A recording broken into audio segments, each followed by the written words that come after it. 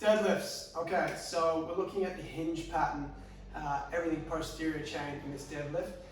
This course is all about understanding and feeling really confident in coaching, teaching, executing, and applying in your own training conventional deadlifts. But with that, you will then gain the skill to hit all the other patterns as well in general. So to start with, it's all about working out the hinge pattern. Now, if this is for you or for a client, we want to make sure that we know how to use our posterior muscles in the most effective way and that the posture is correct. You do this right, you won't have those pulled muscles down the track unless they're just ego lifting. But you know that the pattern will be correct, you know they're hitting the right muscle groups, and you're getting good posterior growth in terms of the muscle hypertrophy. Now, also the other thing to keep in mind is if the pattern's really good and you've really neuromuscular connection is great, the mind to muscle, then you're not going to get those little inefficiencies in terms of technique. So when it comes to doing something like a 20 RM or 100 rep deadlift or just back-to-back 1 RM testing, the pattern remains the same, so therefore they're really efficient at the movement, and you're not going to get the energy leaks that can mean breaks in the chain and injury, or missed lifts due to just incorrect form and taking off the ground. Maybe they're doing a jerky motion or whatever it might be. They know how to use their posterior chain, they're connected to it, and the pattern is down, and it's just muscle memory from there on. So step one is to make sure that they know how to hinge. Hinge being creating flexion at the hip so that you're closing thigh, shortening the hip flexors here, and then we're lengthening the hamstrings and the glutes. Because in the correct hinge pattern at the end range, the glute is at the longest possible range, and therefore, like a stretched band, the most amount of power can come back through. If there's any breaks in the chain, whether it be the knees bending too much or the tailbone tucking under, you're actually shortening that chain and it's not getting that length to get that maximum amount of power to come back through. So it's really important to look at pelvis position and also alignment of shins and knee. So a really good drill that I find to start with, and you might start them with a stick or you might not, is just to get someone on the wall and then to bring their feet 1 foot length away to start from the wall. Again, with or without the stick for this, we're not so much worried about their upper back posture. This is more about their hinging at the hips. And all you want to get them to do is just touch their butt to the wall. Now, don't give them too much, just see what they can come up with. So touch the butt to the wall without falling over. Now, anyone who has any common sense will start to lean forward to counterbalance so that their butt and their hips can go back to touch the wall without them falling over. Obviously, if someone just does this, you're going to have to cue them, and you want them to understand that the concept is to keep their center of gravity over their feet and their feet gripping the ground so that they'll move their hips back and they'll find butt touch to the wall. Now, for me, I can get that with only bar just to the kneecap there. Obviously, we want to get deeper range eventually, but for the exercise, for understanding this movement and this exercise, all they have to achieve here is for their hips to go backwards, their knees to stay over their heels, and their body to stay semi-straight in terms of their spine. But really important is that. So even if they did this, it wouldn't matter, because the concept is to understand hip flexion, to sit into that hip hinge so their butt touches the wall without losing their center of gravity over their feet. And then from there, we can start to cue the posture of the upper body and everything else involved in the deadlift, which we'll get to next. But a simple hinge butt to wall with a foot length away from the wall is generally going to get most people to understand how to move into that pattern. Because if you do it without that, you may find a lot of people will bend their knees too much initially and try to stay really upright. Or you'll find they'll just fold forward like this, and they're not actually hinging back into the hip. So the butt to wall test or exercise is a great way to get that pattern down initially. From there, the next drill I find really important is making sure they understand the pattern on a unilateral level. So each leg understands. So stick on the foot with arm out straight in front, other hand on the wall just for balance, because we're not so worried about their ability to perform a really good single leg deadlift. This is more about understanding the hinge pattern. So from there, you're just going to get them to hinge over and pause. Now in this position here, you can just play with them by moving their foot higher, twisting their hip down, up, pulling into the position, straightening their spine, manipulating their shoulders. You might want them to take their hand away as well, so they're actually balancing and fully loaded. But the concept is that they isometrically understand how to unilaterally use that glute and hamstring in a loaded hinge position. Now, I would do something like this for 20 seconds at a time, so they understand how to hold and activate that muscle group and drive through. This could be great prep before you do your normal deadlift session or 1RM session. Otherwise, it's just a really good beginner's exercise to make sure that both are firing. If anyone spends a lot of time at a desk jockey, their glutes are switching off, their hamstrings are shortening, their hip flexors are tucking under, their pelvis, and they're not getting that strong, butt out, lengthened, powerful position that they need for their deadlift. They're like this a lot of the day. So doing some sort of isometric where they're actually in that loaded position, and like I said, you can manipulate them to get a better position until they really know how to activate and hold, and then squeeze through for reps. Of course, we can take this away to no stick and just the hand reaching to the ground, and then eventually to weighted. But for the idea, again, of just getting the pattern right so they understand the hip hinge, I'd say stick on the foot, wall support, really find the right position and hold and squeeze, and then get them the ability to build that concentric phase in as well. Okay, next from there, almost got rid of my stick, you might start to teach the pattern with the stick. Now, the idea of this now is to call what I call body mapping. So they understand how to activate the muscles, they understand how to move their body. Now you want to really body map the actual action. So we're talking conventional deadlift or Bulgarian deadlift. So you may start them just with a broomstick, and now you're just going to cue all the pieces of it. I'm a really big fan of not throwing too much at someone when they're first learning. I would much rather just show them how to do it, give them the stick, and then see how they go. So the first thing I would do is explain the benefits of the exercise, preach to them about why you want to go about doing deadlifts, get them invested in the concept as to what they're going to gain from doing this exercise. So you have buy-in. And the buy-in means that they will want to do it, they will want to do it well, and they will want to get better at it. That's your goal with buy-in.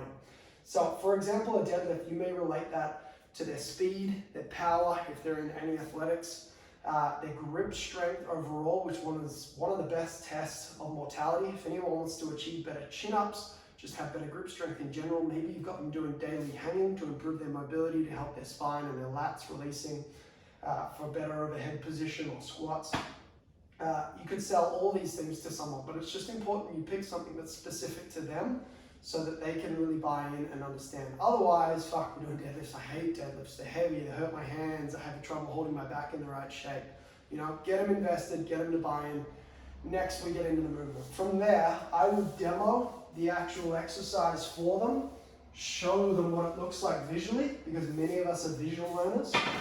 After that, give them one cue of something to focus on, either something that typically goes wrong or something that you just want to bring their attention to because you know they're likely to struggle with it. For example, a lot of people will flex their head back when they do their deadlifts, and you'll find they end up moving into extension of the spine.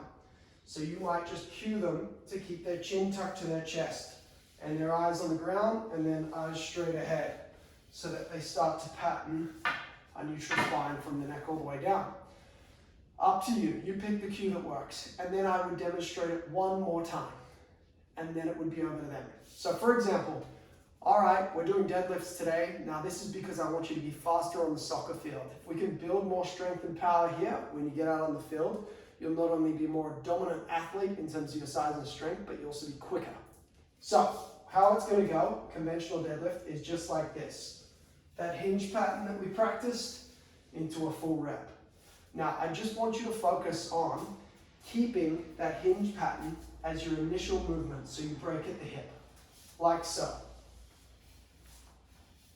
Okay, now you show me. From there, I would have them do the exercise. You would pick up what's going wrong and change one thing at a time, rather than just bang, bang, bang, head tuck, knees out, send the hips back, don't need too much bend. So just one cue at a time, you demonstrate it again, get them to have another go. And then gradually, piece by piece, you're giving them the perfect deadlift technique. So now we'll get into it ourselves so you know what to look for. But I just wanted to cover how I would go about coaching it rather than the detailed explanations we're going to do right now. So you may start someone with a stick. I'm going to jump onto the barbell now just because I feel like we've done enough for that. Now, when I teach it, and let's say you've gone through single cues, but if you wanted to go through and cue everything from the start, I would start with the feet. So step one, I would teach feet 1 to 2 foot widths apart. Now that's their jump stance generally. So if someone just knows where their jump stance is, great, get them straight into that. But in general, 1 to 2 foot widths apart, that's a nice, usually hip width, strong, powerful stance. If you deadlift too wide, you're going to start teaching things like valgus, and the hips are going to be more internally rotated. Whereas if they ever want to get into any Olympic lifting or anything like that, we need that ability to open up the hips into external rotation while still staying wider than the feet. Because if our feet are wider than our knees, obviously there's dysfunction there and this isn't as powerful position because we lose out on glute med. So 1 to 2 foot width apart, nice strong grip into the floor with the feet. Yeah? Now while we're here, we're just going to talk about creating torque. So as your feet grip into the ground, they can then turn out slightly. If you can see that there with my feet, I grip and then I turn. Now I turn from the hip by flaring the knees. That creates the torque in the glute med, kind of like a coiled spring ready to go. So torquing into that position there, rather than just step in and see what happens, or try to get it before you step in and you end up on the blades of your feet. Grip the ground with the toes, create torque, yeah? Now you might do that as part of the pattern, but I just wanted to cover that while we talked about the feet. Next up, we'll get the bar now. So the grip will be, a lot of people will measure thumb length off the thighs. I like just to call it mid grip, which would be the same as your bench press grip. Now from there, that's going to allow space for your knees to be able to flare and not hit your hands, so that they can actually brush into the forearms and the elbows. Whereas if you grip too tight, your hands are going to get in the way and your knees are either going to go wider than your hands or you're going to get caught on your hands there. So a mid grip allows plenty of freedom for the knees to move freely. Yeah? Now, once we've got the stance and we've got the grip, then we need to grease the groove in the pattern. So, step one is to break at the hip. Now, break at the hip means to move into a hinge pattern. And we want to lean the chest over the bar. So this allows us to get the most out of the posterior chain. And then we hinge like a normal RDL until we hit the knee. Once we've passed the knee, then we can break at the knee so that we can maintain chest above hips through that whole pattern. To initiate off the ground, we push through quad, and then once we pass the knee, we drive the hips back through to lock out. Now at the top, there's no lean back because we're just dumping into lumbar spine there.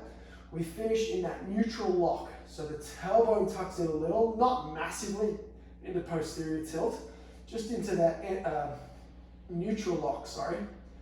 And from there we repeat. Now you would just get them to grease this groove. So break at the hip, not moving into extension, making sure they maintain neutral. Hinge like an RDL. Find the knee, break at the knee, drop down, push off the floor, and then drive hips back through. So the deadlift pattern does include some quads at the ground in the takeoff. Now that's important to create momentum as you then get into the posterior chain that will then drive through into that hip lock. Now taught well, this will transfer really well to their vertical jump, to their Olympic lifting, to their sprinting, and so many other things. The deadlift, I think, is the number one because the amount of grip strength you build in a deadlift as well is only going to correlate to all your upper body strength as well as your lower body strength. Okay, hence why it's the movement that we can move the most weight on.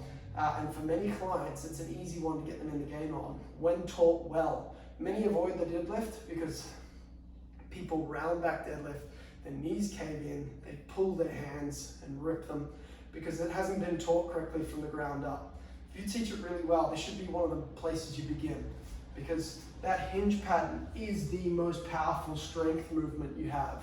The most amount of force will be applied in that. In terms of the highest force movement on the force velocity curve, I believe a partial deadlift is probably up there as the highest you have. The most amount of weight you can shift, basically whatever you can hold on to is the end game there, right? Okay, so we've seen a bit of side view there. I'm going to show you a little bit of front view for a few reps. The next thing I want to talk about is the arms. So in the same way that create torque in the hips by slightly turning it to external rotation and gripping the ground as you do it, we want to do the same with the lats and the elbows. Now, Olympic lifting, we want our arms to be like ropes because we need the elbows to face out so that when we move into the pull, we can flow through that exchange without getting caught in this locked position.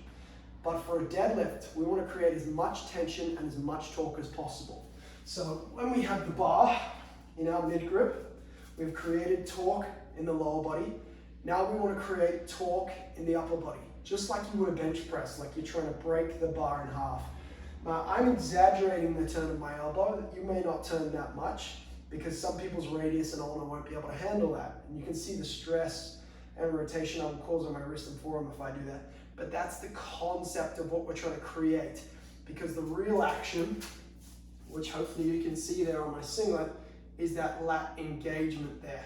You can see that flexing back and locking in. Now, you're not going to hold a scapular retraction, because if you get to some serious weight, which you will with your clients in your own training, you can't maintain a scapular retraction through a double body weight deadlift. And if you can, that's just an insane amount of scapular strength and you should be focusing on some other things. So you'll find the shoulders will sit more in a neutral or even slightly protracted. Now that's fine as long as you maintain a neutral thoracic and neutral lumbar spine. It's only if we round through our spine as well as protract. But we can maintain protraction with everything else in neutral, yeah? You don't have to sit in protraction, you can find neutral. I'm just saying when it gets heavy, that's a fine position to be in. So, torque, torque, and then we move through the rep, keeping that tension. Now that's what keeps the bar so close to my legs, so that I'm not drifting out. The torque from the lats and the rear delts firing.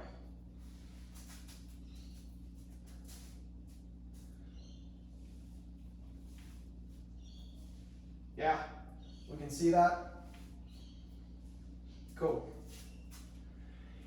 Now, the only other thing I haven't really covered there is a little bit on grip, which there is a whole other segment on. But bulldog grip goes like that, the thumb wrapping over the first two fingers. Suicide grip, not so good for deadlifts. And then we've got hook grip, which is more regularly you'll see in your Olympic lifting, which is where you get 2 to 3 fingers wrapped over the thumb. I would suggest definitely bulldog grip or hook grip for deadlifts. Obvious reason, they're much stronger. Now the other thing to consider is a lot of people will mixed grip deadlifts. Now, mixed grip deadlifts is the classic scenario of finding a loophole so that you can lift a little bit more weight that day. Now, if you stand with a mixed grip for long enough, you can feel what's going on. So if you have any kind of awareness of your body, just standing here right now, I am creating internal rotation in my spine and in my inner body to turn that way. Now that is just naturally because this shoulder is externally rotated and this shoulder is internally rotated. So as soon as I move through any force, I have to fight that. So therefore I'm building strength in that pattern. I'm building strength in my external rotation of left shoulder and internal rotation of right shoulder. And I'm learning to brace through that and create that slight internal torque throughout my TVAs and core. So, what to do? Because obviously if we do that repeatedly, we're overloading one QL muscle, which is our quadratus lumborum, because we're always slightly twisting in that direction. We're also creating that imbalance in our upper body and throughout the core as well. So I'd suggest not to mix grip. Now, mixed grip can be used on testing day. I think that's reasonable because a lot of people grip will fry, and it's good to be able to hit the rep for the benefits of their mental health, of seeing bigger progress and getting a big win that day. Now, I would suggest they constantly keep switching rep for rep each way and be good at being able to do both ways. Because if they're just patting one way, I guarantee they're creating more torque, and they may do a back squat one day and they'll pull a QL muscle, and they may put it down to something else, and maybe it was, and it might be a accumulation of things, but realistically, the mixed grip I find in most people will have those issues down the track. So their best bet, number one priority, is just become really strong in double overhand. That's going to transfer to Olympic lifting. It's going to transfer to their chin-ups and their pull-ups and any symmetry they need for single arm rows, things like that. So you may as well do all their training in double overhand. Heck, you might even test them and call it a double overhand deadlift test. And that way just know that's the lift, that's the exercise. But come testing day, if you really want to mix grip, you can. Now, the other option is to just always get them to switch each set. Now, again, I'd prefer you just always go double overhand, but it's obviously an option. And down the track, it's going to show up that one will be stronger, and they'll probably build up to their 1RM and do the same every single time. So the health benefits of having the balance and the symmetry of double overhand is much better. But worst case, go the mixed. Now, another good way to overcome this, if you find someone's grip is just weak, teach them to hook grip. Thumb under, fingers over. They'll be able to hold much more weight and develop their grip much quicker that way. They just need to build some nice calluses on their thumbs, but it's a really good way to start. Okay, so next we'll just go a couple of reps. I just want to show you some breathing and some bracing with some weight on the bar. Any questions? All right, so this is just a 60 kg. Now my standards for deadlifts is to get people to body weight pretty quickly. So any beginner can build up to a body weight deadlift within a matter of weeks generally, unless they're really lacking in their grip strength or ability. So for your clients, you might find you can get them there very quickly. Training wise, if they've trained for a few months, 6 months, maybe up to 2 years, they should be able to achieve a 1.5 in no time.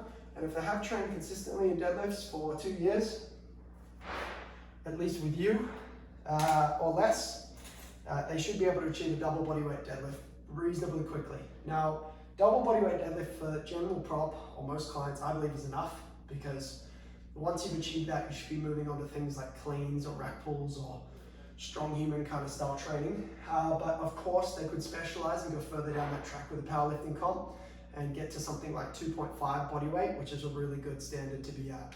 But for gen pop, for most people, for athletes who want to be able to do everything, that kind of generalist approach, I believe a double body weight deadlift is where people should be. Now, okay, like I said, a couple of reps just in action. The last piece of the puzzle is breathing and bracing.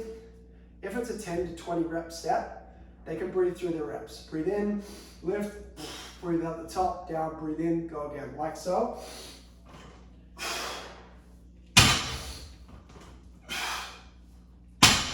But if they're 1RM testing, or we're talking 80% and up in terms of weight, 80% of 1RM or up, I would very much suggest holding their breath for the whole rep. So, and there's 2 ways to go about that. Take the breath at the top, hit the rep, re-breath, go again. Like so.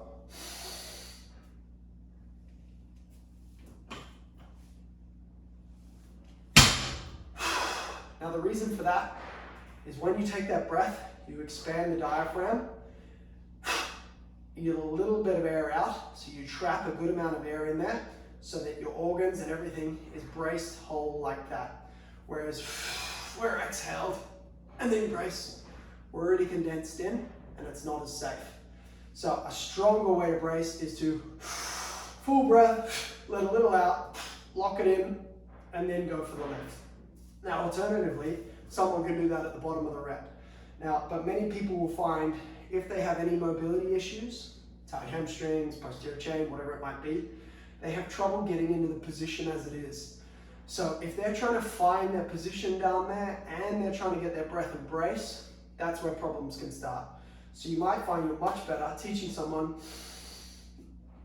to get their rep at the top, and then come down and load into it. But they're already hinging strong into that pattern there.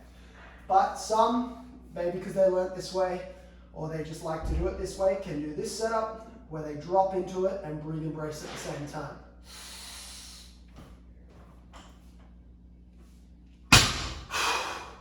Yeah, either option is available to you.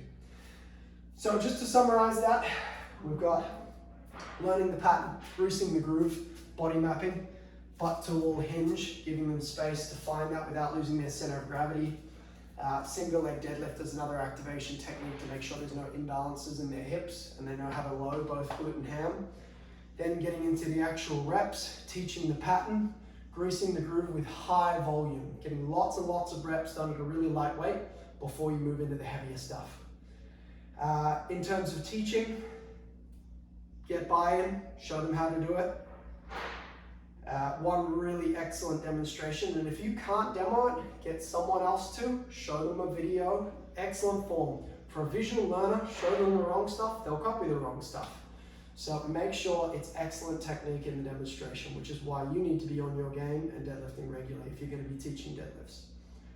So create buy-in, perfect demonstration, talk about one cue and one cue only, and then give them another perfect demonstration, and then see how they go, and then one cue demo until they've got it.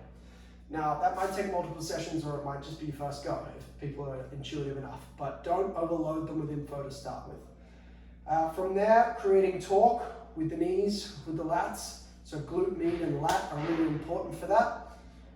And then next up, just getting used to the reps and the load and how to brace through it.